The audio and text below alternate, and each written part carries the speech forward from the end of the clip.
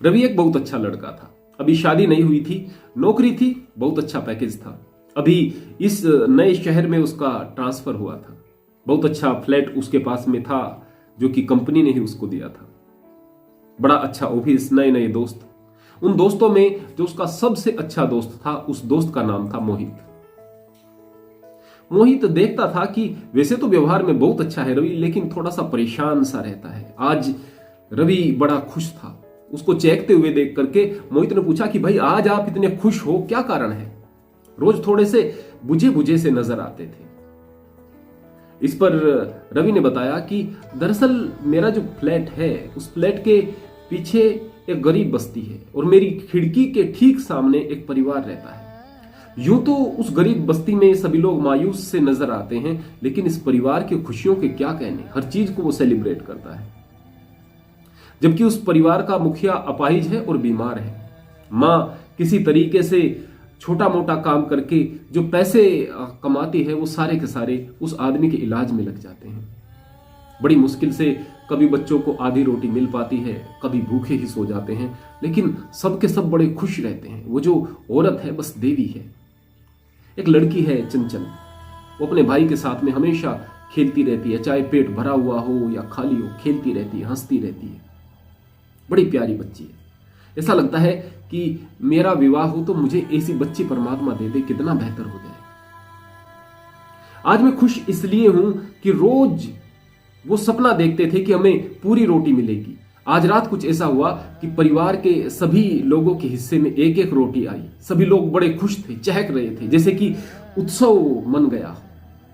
अब उनकी खुशी देख करके मैं भी खुश हूं। इतने स्वाभिमानी हैं कि किसी की सहायता तक स्वीकार नहीं करते, बस मेहनत का खाते हैं। उनकी खुशी से मैं इतना खुश हूं। मोहित बहुत प्रभावित था कि मेरा दोस्त इतना दयालु है कि दूसरों के दुख से परेशान होता है और दूसरों की खुशियां उसे खुश कर देती हैं। बड़ा अच्छा मोहित को लग रहा था। रवि ने कहा कि क्यों ना आज हम एक साथ मेरे फ्लैट पर चलें और वहां पर पार्टी करेंगे, थोड़ा सा हंसेंगे, खेलेंगे, अच्छा लगेगा। मोहित ने निमंत्रण को स्वीकार किया। गाड़ी में बैठकर वो मोहित और रवि दोनों मित्र रवि के फ्लैट की ओर चल दिए। गाड़ी अभी खराब हो गई। थोड़ी ही दूरी पर उनका घर था। रवि ने कहा कि कोई बात नहीं, मैं यहां साइड में गाड़ी को किसी तरह से सरका कर लगा देता हूं, सुबह मैकेनिक आएगा, इसको ठीक कर देगा। बस चंद कदम की दूरी पर मेरा फ्लैट है। दोनों पैदल चलना शुरू कर दिए। रास्ते में एक मंदिर था, उसके बराबर में बहुत सारे भिखारी थे। वो भिखारी भीख मांग रहे थे। बार बार मोहित के, रवि के सामने आते। कोई अपने कटे हुए अंग दिखाता, कोई अपने कोड़ से गले हुए हाथ दिखाता। रवि बिल्कुल उनको सबको दूर कर रहा था, दुत्कार रहा था। तुम्हारा रोज का काम है, तुम्हारी आदत बन चुकी है इस तरह की। गाड़ी में भी परेशान करते हो, आज पैदल मेरा घर तक जाना मुश्किल कर दिया। बड़े गुस्से में रवि दिखाई दे रहा था। उधर मोहित सोच रहा था कि मैं तो सोचता था कि मेरा मित्र रवि बड़ा दयालु है, इसको तो दया भी नहीं आ रही इन भिखारियों पर। कुछ पैसे इनको दे देता तो क्या फर्क पड़ता। ये सारी की सारी चीजें सोचते हुए मोहित उसके साथ चलता रहा। दोनों फ्लैट पर पहुंचे। वहां पर पहुंचने के बाद में रवि ने अपनी आदत के अनुसार पीछे खिड़की में देखा। अभी शाम का समय था। वो लड़की चंचल, जिसको वो अक्सर देखता था, वो प्यारी सी बच्ची बड़ी खुश थी। उसने परिवार के सभी लोगों को इकट्ठा किया और अपने कुछ दोस्तों को बुलाया हुआ था। उसने एक गत्ते के डब्बे को मेज बनाया हुआ था। उसका जन्मदिन था आज। सभी जन्मदिन को सेलिब्रेट करने के लिए तैयार थे। रवि सोच रहा था कि ये केक कहां से लेकर आए होंगे, इनकी तो बड़ी हालत खराब है। लेकिन जब केक के स्थान पर रोटी आई, जन्मदिन की प्रक्रिया शुरू हुई। रोटी के टुकड़े काटने उन्होंने शुरू कर दिए। जिस तरह से केक काट रहे हों, सभी लोग खुश थे कि हमें एक एक रोटी का टुकड़ा मिलेगा। उसकी मां ने कहा कि बेटा ये रोटी कहां से आई? चंचल ने कहा, मां आज मेरा जन्मदिन था, मैंने रात को रोटी नहीं खाई थी। मैंने अपनी रोटी को बचा करके रखा हुआ था कि मैं सबके साथ में मिल करके खाऊंगी और जन्मदिन मनाऊंगी, जिस तरीके से बड़े लोग मनाते हैं। मां की आंखों में आंसू थे। रवि का गला रुंध गया। रवि की हालत खराब हो गई। उसकी समझ में नहीं आ रहा था कि क्या करूं। उसने अपने मित्र को वो सारी की सारी चीजें दिखाई। उसका मित्र भी बड़ा परेशान था। दोनों घर से बाहर निकले। रवि ने कहा कि मित्र, आज कुछ भी हो, उस बच्ची के साथ मुझे जन्मदिन को सेलिब्रेट करना है। रवि ने एक दुकान पर जाकर के अच्छा सा केक लिया, कुछ गुब्बारे, कुछ मिठाइयां, बहुत सारा सामान ले लिया। लगभग 10,000 रुपए तक का सामान वो हो गया था।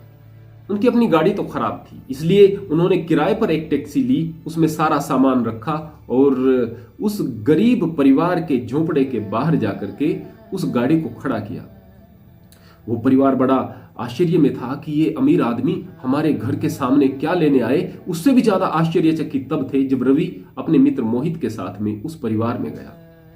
जाकर के प्रणाम किया उस औरत को जो बड़ी मेहनत करती थी, देवी स्वरूपा थी।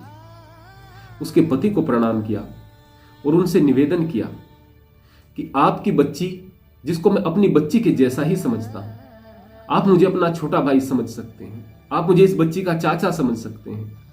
यदि आप मुझे इजाजत दें तो मैं कुछ उपहार देना चाहता हूं अपनी इस प्यारी सी बच्ची के जन्मदिन पर। उपहार देने से आप मुझे मना करोगे तो मुझे अच्छा नहीं लगेगा। मैं ऐसा करके इस बच्ची की आपकी सहायता नहीं कर रहा हूं, ऐसा करके मुझे खुशी मिलेगी। मैं आपके परिवार का हिस्सा बनना चाहता हूं। उसके प्यार भरे लहजे को देख करके वो माँ बाप बड़े द्रवीभूत हो गए। आसपास के बच्चों की भीड़ लग गई तमाशा देखने के लिए कि ये क्या हो रहा है। रवि ने बड़े प्यार से मुस्कुराते हुए चंचल की तरफ देखा और कहा कि तुम मुझे अपना चाचा बनाओगी बेटा, मेरी नई दोस्त बनोगी। मैं तुम्हारे साथ में तुम्हारा जन्मदिन सेलिब्रेट करना चाहता हूं, तुम्हारा जन्मदिन मनाना चाहता हूं। मुझे इजाजत दोगी मेरी प्यारी बच्ची। इतने प्यार भरे शब्द जैसे कि चंचल को बर्दाश्त नहीं हो रहे थे। वो रोने लगी। कौन प्यार करता है गरीब के बच्चों को? बाहर के किसी व्यक्ति से इतने प्यार की उम्मीद उस बच्ची को थी ही नहीं। सभी बच्चे देख रहे थे कि ये क्या हो रहा है, लेकिन सभी बच्चे बड़े खुश थे। चंचल भी खुश थी। बस खुशी के आंसू आंखों से बहे जा रहे थे। रवि ने बहुत सारे उपहारों के डब्बे खोल कर रख दिए जिसमें कुछ खिलौने थे। केक को निकाला, सामने रखा, केक को काटा और बड़े प्यार से सभी बच्चों को खिलाया। सभी बच्चे जैसे कि बड़े खुश थे, जैसे कि उन्हें जीवन में इससे बड़ी खुशी कभी मिली ही नहीं। चंचल की खुशी का तो कुछ ठिकाना ही नहीं था। उनके घर वाले ऐसा महसूस कर रहे थे जैसे कि कोई देवता आ गए हों, जैसे भगवान स्वयं उनके घर पर आ गए हों। मोहित भी इन सारी की सारी चीजों को देख रहा था। मोहित की आंखों में आंसू थे, सभी रो रहे थे, लेकिन सभी के दिलों में अगर कोई चीज सबसे बड़ी मात्रा में थी वो थी प्यार, बेपनाह मोहब्बत। बड़ी खुशी के साथ में उस जन्मदिन को मना करके जैसे ही वो दोनों मित्र वापस अपने घर की तरफ लौट रहे थे, उस वक्त मोहित ने पूछा कि भाई, मैं नहीं समझ पाया कि तुम इतने दयालु हो कि तुमने 10,000 रुपए खर्च किए, मेहनत की, इनके घर पर गए और बड़ी मोहब्बत के साथ में उस बच्ची चंचल के साथ उसका जन्मदिन मनाया। उन्हें इतनी खुशियां दी कि बस मुझसे देखा नहीं जा रहा था, इतनी खुशियां मुझसे बर्दाश्त नहीं हो रही थी, इतनी मोहब्बत मुझसे बर्दाश्त नहीं हो रही थी। लेकिन उन भिखारियों को तुम 10 रुपया तो क्या 1 रुपया नहीं दे पाए। रवि ने कहा कि बस पता नहीं क्यों इस बच्ची का दर्द लगा। उनका दर्द वास्तव में इतना ज्यादा मुझे प्रभावित नहीं करता, बल्कि रोज रोज ऐसा करने से वो इरिटेट करने लगा है। वो रोज मांगते हैं, मैं रोज उनको देता था, अब मुझे घिन आने लगी है। पता नहीं क्या है, मेरे पास इसके लिए कोई शब्द नहीं है। लेकिन जानते हो हकीकत क्या है? हकीकत यह है कि जो व्यक्ति अपना दुख आपसे दिखाता है उस पर दया नहीं आएगी। कितने सारे कोढ़ी आप लोगों को रास्ते में मिलेंगे, कितने भिखारी मिलेंगे, कितने लंगड़े लूले व्यक्ति आपको मिल जाएंगे, कितनी दया आएगी आपको उन पर? दिल पर हाथ रखकर बताना कितनी दया आती है। बस आम बात है, बैठे हैं भिखारी, आम बात दिखाई देती है। लेकिन आपके पड़ोस में, आपके संपर्क में, आपके आसपास कोई गरीब आदमी जब परेशान आपको दिखाई देगा, वो सहायता नहीं मांग रहा होगा, स्वाभिमान के साथ में जी रहा होगा, उस वक्त आपका दिल तड़प उठेगा, हर हाल में तड़प उठेगा, रवि की तरह। जानते हो क्या है इसका कारण? है कि जब आप किसी को अपना दुख दिखाते हो ना, दुख का प्रदर्शन करते हो, तो तुम दया के पात्र नहीं रह जाते। ध्यान रखना, जब आप दुख का प्रदर्शन करते हो तो तुम दया के पात्र नहीं रह जाते। वास्तव में तुम्हारा सम्मान तब होता है जब तुम अपने दर्द को छिपा कर रखते हो। वास्तव में अगर आप सभी के सामने अपने दुखड़े को रोने की आदत अपने अंदर संजोए हुए हो तो अपनी कद्र घटा दोगे, अपनी हालत खराब कर दोगे। 4 नुकसान होंगे आपके यदि आप अपना दुखड़ा हर किसी के सामने रोने की कोशिश करोगे। बहुत सारे नुकसान होंगे, लेकिन उनमें से 4 नुकसान प्रमुख हैं। सबसे पहला जो नुकसान है, आप अपनी वैल्यू खो दोगे।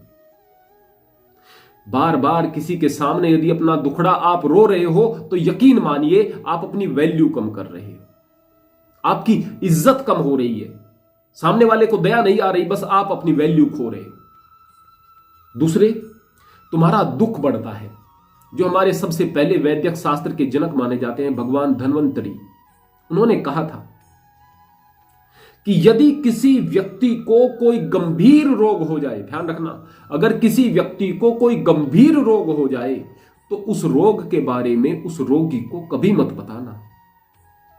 डॉक्टर्स के लिए यह सलाह थी, वैद्यक शास्त्र पढ़ने वाले लोगों के लिए सलाह थी कि उस गंभीर रोग के बारे में रोगी को मत बताना, क्योंकि अभी उस रोग ने रोगी के शरीर को पकड़ा है। अगर उस रोग ने रोगी के मन को पकड़ लिया तो उस दुख को, उस रोग को, उस तकलीफ को हटाना मुश्किल हो जाएगा। ध्यान रखना, जब मन पकड़ लेता है तो मुश्किल हो जाता है। जब बार बार अपना दुखड़ा किसी के सामने रोते हो तो आपके उस दुख की अमिट छाप आपके मन पर पड़ जाती है और आपका दुख बढ़ जाता है। फिर वो दुख हटता नहीं है। पूरी जिंदगी आप उस दर्द को साथ में लेकर के चलोगे। अच्छे लम्हे भी आएंगे तो वो दर्द की टीस आपके अंदर रहेगी, और वैसे अच्छे लम्हे आते ही नहीं है। जो व्यक्ति हर वक्त अपने दुखड़े रोता है किसी के सामने तो उसकी जिंदगी में सुख नहीं आते हैं, नहीं प्रवेश कर पाते हैं। आपकी जिंदगी में तकलीफें हैं, सबकी आती हैं भाई, किसी के कम किसी के ज्यादा।